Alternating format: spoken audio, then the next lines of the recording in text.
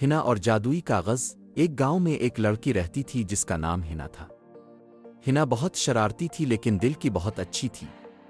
वो हमेशा कुछ नया सीखने और जानने के लिए बेताब रहती। एक दिन हिना को जंगल में एक पुराना सा संदूक मिला। जब उसने इसे खोला, अंदर से एक चमकता हुआ कागज निकला जिस पर लिखा था, जो भी तुम 2 बार कहोगी वो सच हो जाएगा। लेकिन ख्याल रखना। हिना हंसने लगी।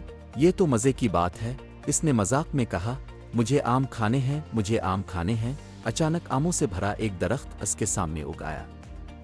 हिना हैरान रह गई।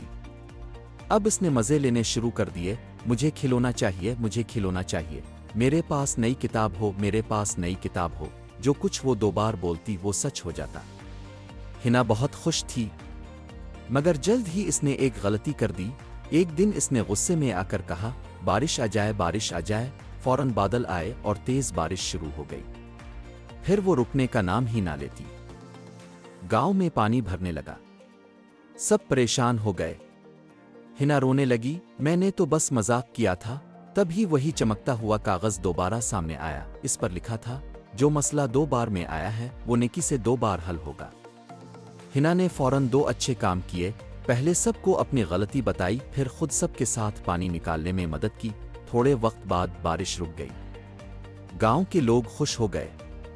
हिना ने वादा किया कि अब वो हर बात सोच समझ कर बोलेगी। कहानी से सबक, ज़ुबान में ताकत है। जो हम कहते हैं वो कभी कभी सच भी हो सकता है। इसलिए बोलने से पहले सोचना बहुत ज़रूरी है।